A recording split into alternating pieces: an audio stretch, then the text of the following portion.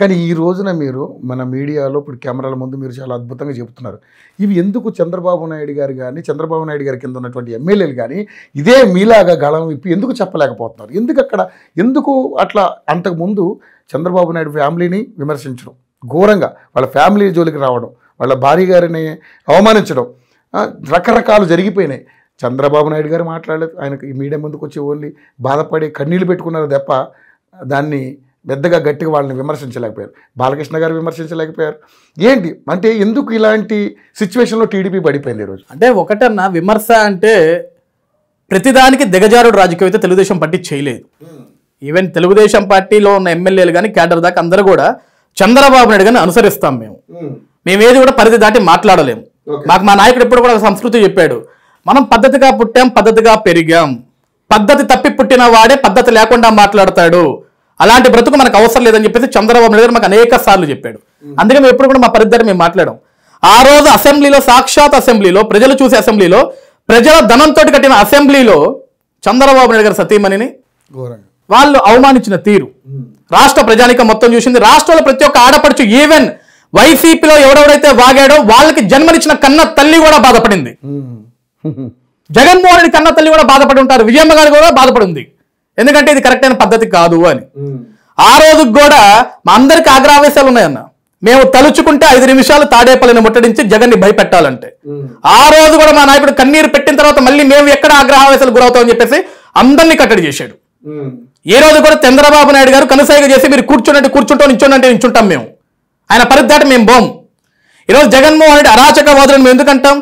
మా కేంద్ర పార్టీ కార్యాలయం మీద దాడి చేసి కాళ్ళతోటి గేట్లను గుద్దేసి లోపల ఉన్న సెక్యూరిటీని కొట్టి సుత్తిలు తీసుకొచ్చి మనుషులు తలకాయలు బగలగొట్టి ఆఫీస్ మొత్తం ధ్వంసం చేసి పడుతుంటారు. అది అరాచకం కదా? మేము అవన్నీ చేయాలనుకుంటే 2014 నుంచి 2019 జగన్మోహన్ రెడ్డి అడుగు కూడా బయట పెట్టేటోడు కాదు. కానీ ప్రజాస్వామ్యం, డాక్టర్ బిఆర్ అంబేద్కర్ గారు ఒక రాజ్యాంగం ఇచ్చాడు, ఒక స్వేచ్ఛ ఇచ్చాడు, మాట్లాడమన్నాడు, తిరగమన్నాడు, నీ భావ ప్రకటన స్వేచ్ఛ నీకు కల్పించాడు. మేము అంబేద్కర్ రాజ్యాంగాన్ని ఫాలో అయ్యాం. జగన్మోహన్ రెడ్డి రాజారెడ్డి రాజ్యాంగాన్ని ఫాలో అయ్యాడు. వాళ్ళ తాత ఎంత అరాచకవాదని మేము అప్పుడే వినేటోళ్ళం. అరాచక నేను చూపిస్తున్నాడు. ఈరోజు మేము ఎక్కడ దాడులు ధ్వంసం చేయలే, వీళ్ళు చేశారు. ఈరోజు ధ్వంసాలు మా మీద దాడులు వీళ్ళు చేస్తున్నారు. కేంద్ర కార్యాలయం మీద దాడులు చేశారు. ఎక్స్సీఎం అండి చంద్రబాబు నాయుడు గారు, 14 ఏళ్ల ముఖ్యమంత్రి, 40 ఏళ్ల రాజకీయ చరిత్ర ఉన్న వ్యక్తి, ఆయన ఇంటి మీద దాడి చేయడానికి పోయాడు. జోగి రమేష్ ఎమ్మెల్యే స్థానంలో వెళ్ళి దాడి చేయడానికి వెళ్తే వెంటనే మంత్రి ఇచ్చాడు. దేనికి రాయా అంటే అద్భుతంగా వెళ్ళాడు దాడి చేయడానికి. జస్ట్ చంద్రబాబు నాయుడు టచ్ చేయలేదు అంతే కదా, కొట్టడానికి అయితే వెళ్ళాడు కదా. రాళ్ళు, రప్పలు, బీర్ బాటిల్ అన్నీ తీసుకెళ్లారు. మరి పోలీస్ యంత్రాంగం అంతా ఏం చేస్తుంది?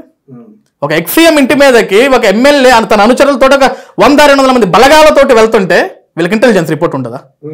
ఆ తర్వాత డీజీపీ గారు అంటారు జస్ట్ మాట్లాడేదానికి వెళ్ళారంట. నువ్వు పర్మిషన్ తీసుకున్నావా? ఆయనకి చెప్పావా? సార్ నేను మీతో కలవాలి. దేనికి వెళ్ళాలి అసలు? చంద్రబాబు నాయుడు గారి ఇంటికి కలిసేదానికి వెళ్ళావా అంటున్నావు. మీకు అసలు చంద్రబాబు నాయుడు అంటే పడద్దు. ఆ నాయుడు గారు మీరు ఎప్పుడు తిడుతూనే ఉంటారు.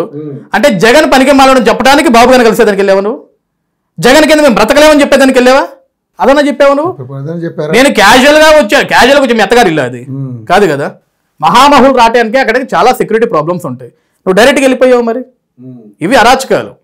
ఈరోజు మేమేం అడుగుతున్నాం? అభివృద్ధి చేయండి అని అడుగుతున్నాం, అరాచకాలు కాదు.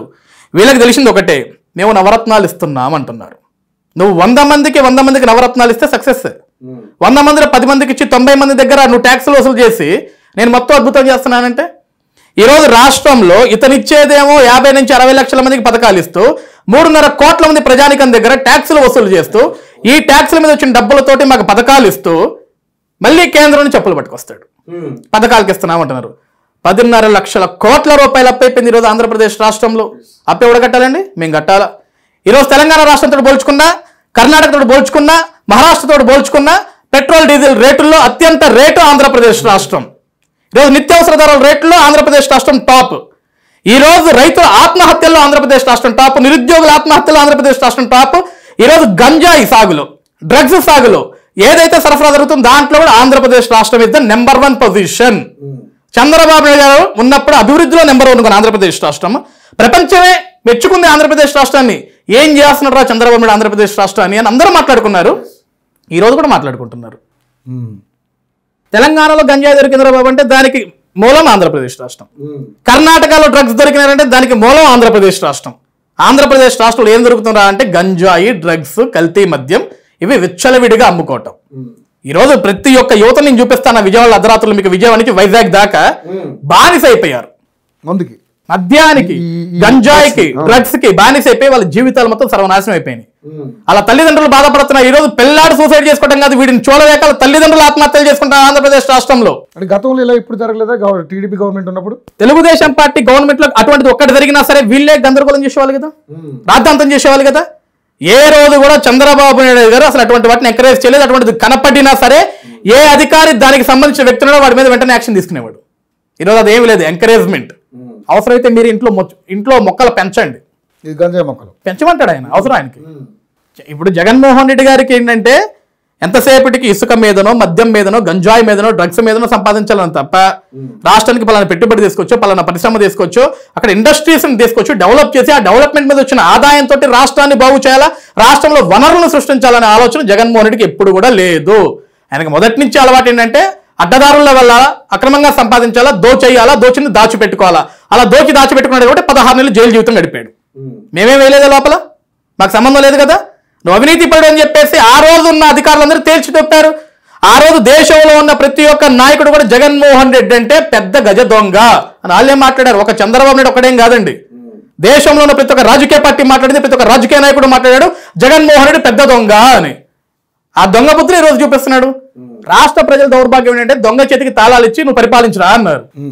దొంగ కూడా ఏం చేస్తాడండి, వాడు 100 కోట్లు సంపాదించినా సరే ఇంకో 100 కోట్లు దోచుకోవాలనుకుంటాడు తప్ప ఆడు దొంగ బుద్ధులు అయితే మార్చుకోడు. సేమ్ జగన్మోహన్ అదే చేస్తున్నాడు. ఇప్పుడు డబ్బులు ఉన్నాయి, దోచాడు, వీధికి ఒక ప్యాలెస్, ఊరికి ఒక ప్యాలెస్, రాష్ట్రానికి ఒక ప్యాలెస్, జిల్లాకు ఒక ప్యాలెస్ కట్టుకుంటున్నాడు, ప్రశాంతంగా తిరుగుతున్నాడు.